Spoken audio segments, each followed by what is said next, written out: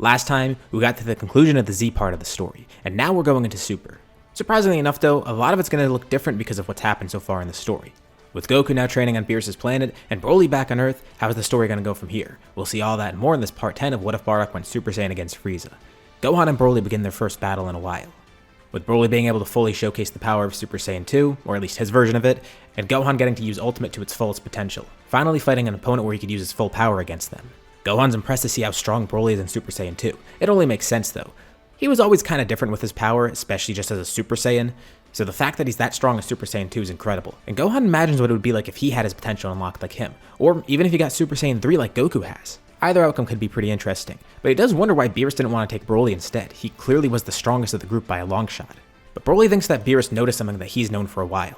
Broly is a great fighter, and his power is incredible. A lot of his time training though, it was spent trying to refine that power, trying to control it. And out in space, he didn't have a master to train him. He was going off his own knowledge and basically just getting experience from random battles. Although it's worth noting those fights probably weren't too intense. Broly may be the strongest here, but in terms of raw skill, he's actually somewhat behind everybody. Beerus even noted that to Broly during their fight, commenting on Broly's apparent lack of skill. And that's what Broly really wants to work on now. He has more than enough power. Now it's time to actually work on the skills around that, his abilities, his techniques, everything in his fighting style. He wants to further refine that. It seems he and Gohan actually have somewhat opposite goals, and that's good. They could each help each other in that sense. Gohan wants to grow stronger in terms of raw power, feeling confident in his current skill. Broly wants to become a better fighter with better tactics and such, already content with his level of strength. He is able to beat Gohan in this fight, but they each recognize their own shortcomings, but realize they could use each other to build upon themselves. Grow beyond those shortcomings, make it like it wasn't even there in the first place. And there is a third person that's involved in all of this too, Piccolo. He wants to learn what their strength is truly like. And surprisingly enough, he's in the same boat as Gohan, albeit for different reasons. He has resentment towards himself, and he wants to grow stronger to make up for that.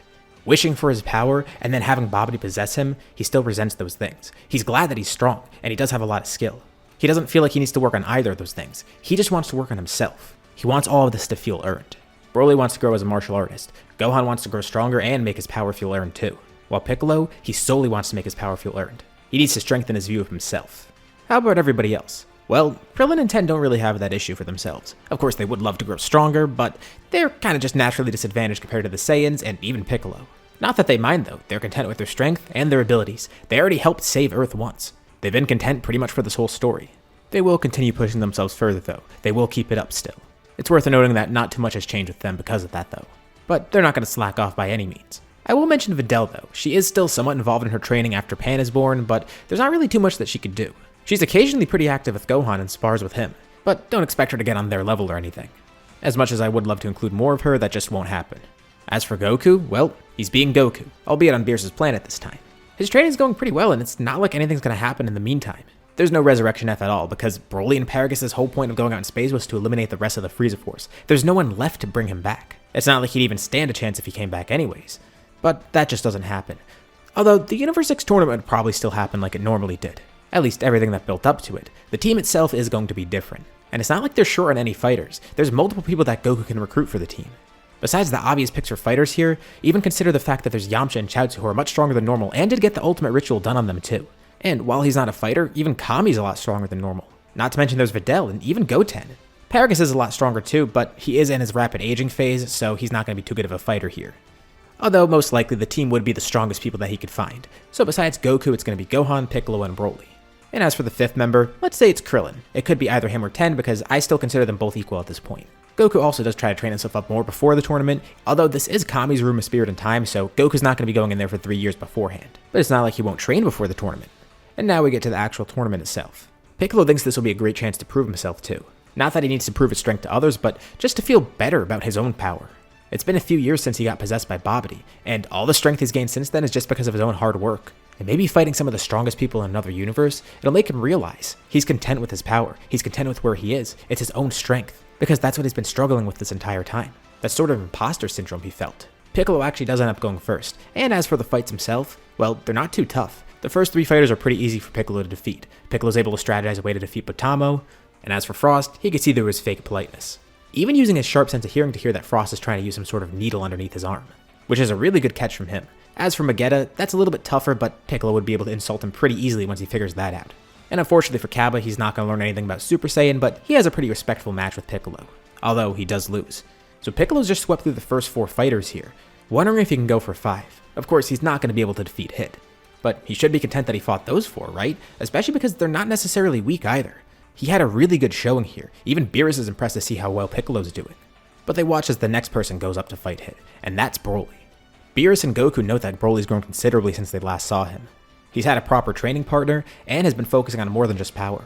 Out in space, he was fighting random people from the Frieza Force, and didn't have the best training resources, and didn't really have a training partner either. It's not like Paragus would help much. Here on Earth, he has Piccolo and Gohan. He has all the resources here on Earth too, and he's at home. He's in a much better environment, since Earth is his new home now. And over these past few years since he showed up in the Buu Saga, and even just the time since Battle of Gods, he's grown notably. He's a much more skillful warrior now, and even though he wasn't solely focused on growing his power, that did happen. It's not like his strength wasn't going to increase. And this will be a true test of his battle prowess here. Beerus is actually pretty impressed to see how strong Broly is.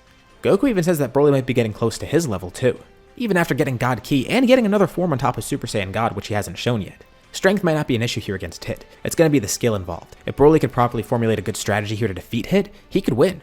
In this fight, Broly takes notes from who he admires most, Goku. He's such an amazing warrior and a quick learner. Broly has to carefully study every single movement that Hit's doing.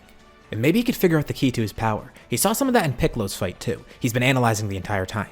Noting that right before Hit attacks, he makes a weird movement. It's pretty subtle, but he's able to pick up on it. And knowing that Hit has some control over time, Broly realized what he could do. He could watch when Hit's about to attack. And he's actually taken a few attacks from Hit already. This is basically for Broly to see what type of attacks Hit's going to use here.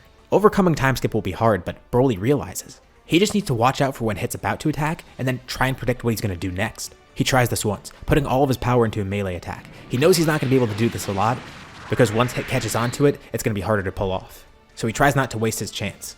Hit uses time skip, about to land an attack on Broly. But Broly's able to predict where Hit's about to be. Before he's even attacked, Broly puts all of his power into a devastating kick. Hit's about to make contact, but Broly's leg makes contact with Hit first. There's so much power contained in this kick that all the tiles in the ring are flung up in the air, and Hit's rocketed outside of the ring, crashing into the barrier and then falling to the ground. He gets up and realizes that he was knocked out by that. Did Broly actually predict his attack? And Broly's glad that worked. Not only did they get to win the tournament, but there's a win for Piccolo and Broly. Piccolo did feel some sort of fulfillment in using his power for those fights, although this may still not be enough for him. As for Broly, he sees the fruits of his training. He won that fight mostly through a use of his own skill. He's making great progress, and he's glad. This is actually enough for Beerus to take Broly with him. He was considering it before, and now that he sees that Broly's gotten control and a skill, he wants to see more of how he could use that. Maybe if Broly became some sort of Super Saiyan God or something. He doesn't know if it's even possible for Broly to do so, or if they'll have to do the ritual again, but maybe it's just worth checking out. Honestly, Broly's not even too focused on getting the ritual done. If he gets it naturally through training, that would be great, but they're not sure how that works, if that even will work. He's just glad that he could be training under Whis, and is more focused on what he could learn from Whis in terms of techniques and such. Unfortunately though, this doesn't mean that Piccolo or Gohan's going to go with Beerus either, especially because Gohan didn't do anything in the tournament. But now that means he's going to spend a lot more time with Piccolo. Both could still grow off each other, but Piccolo notes something really strange to Gohan. After all this time, and everything he's experienced, he still doesn't feel fulfilled for some reason. He can't put his finger on why that is. It's not his strength. Piccolo's a powerful warrior. It's not his skill. Piccolo's incredibly smart and talented. It's not his accomplishments, or the fact that he's not evil anymore. He even tried becoming evil again, and it didn't feel good. It was a temporary high. And Gohan notices this. After all the time spent with Piccolo, he could tell. Their relationship is far different than the main story, especially because of how new it is. It's basically just appearing here. But Gohan brings up something to Piccolo that he mentioned before. What if Piccolo actually is missing something? And not in the sense that it's something mental, or something related to his strength, but he's physically missing a piece of himself. At first, Piccolo isn't sure what Gohan means, but then he realizes. Gohan reminds Piccolo that he actually is missing a part of himself. He and Kami were once one person, and now they're split. Maybe that's the root of Piccolo's feelings. Maybe he yearns to be that nameless Namekian again. And Piccolo calls this ridiculous, trying to keep a cool demeanor. He would never want to merge with Kami again. He wants to be his own person. But he does wonder. Maybe that could actually be the case. It does take a lot of thinking too. We go into another year time skip. There's no Zamasu arc either. Zamasu may learn eventually that there are multiple timelines. However, it's worth noting that the tournament won't be a catalyst for this. Without watching Goku fight, or using godly powers for that matter, I don't think this will be enough to set him off. Maybe he'll harbor those emotions deep within him, but I don't think he would act on them. After the tournament, not much changes. Except for one really big thing. After all this time thinking, Piccolo finally decides to try this out. He wonders if merging with Kami is the key to getting his inner peace that he needs. Also, Gohan is trying to recommend it a lot. And at some point Piccolo gives in, consulting Kami. Kami actually did see this coming too, and was wondering himself. Piccolo has changed a lot since he was first reborn. It's not like he's a righteous, pure-hearted warrior or anything, but Piccolo's definitely a much better person now. And Kami thinks that maybe the two of them joining together again It'll make Piccolo a truly good being. Besides, Kami feels like he's done his job as Earth's guardian. And the power he's gained from having his potential unlocked, he wonders what that would look like within Piccolo. There is only one concern. Earth won't have a guardian after this, but Kami says he'll do this under one condition. He'll be granting all of his power to Piccolo. He will cease to exist. It'll just be Piccolo. The only condition he has is that he wants Piccolo to be Earth's next guardian. They were once the same person and almost became guardian as that one person. And now that Piccolo's a much better being, maybe he'll be a better fit for guardian. That nameless Namekian can be Earth's guardian. And right before they merge, Kami imparts some knowledge onto Piccolo, formally passing on the role to him and trying to tell him how to make the Dragon Balls because once they fuse, they'll be gone. He's not too sure if this is possible, but with him being part of Piccolo, maybe it will be. Maybe Piccolo could reform his own set, especially with Kami's own potential being awakened. Maybe that can manifest through the nameless Namekian. That ability to create Dragon Balls and to use that sort of magic. The two of them begin the process and fully merge together once more, with the new guardian of Earth being born. He looks like Piccolo and he talks like Piccolo, but it's not necessarily Piccolo. He's a brand new warrior, far stronger than the ones before, but also a brand new guardian. They were destined to come back together someday. And the most important thing from this merger is that Piccolo actually feels that fulfillment that he's been looking for. That was the key, the piece of him that was missing. It was Kami. He was physically missing that. It wasn't Piccolo that was yearning for that, it was the nameless Namekian. And now he's finally back to how he should be.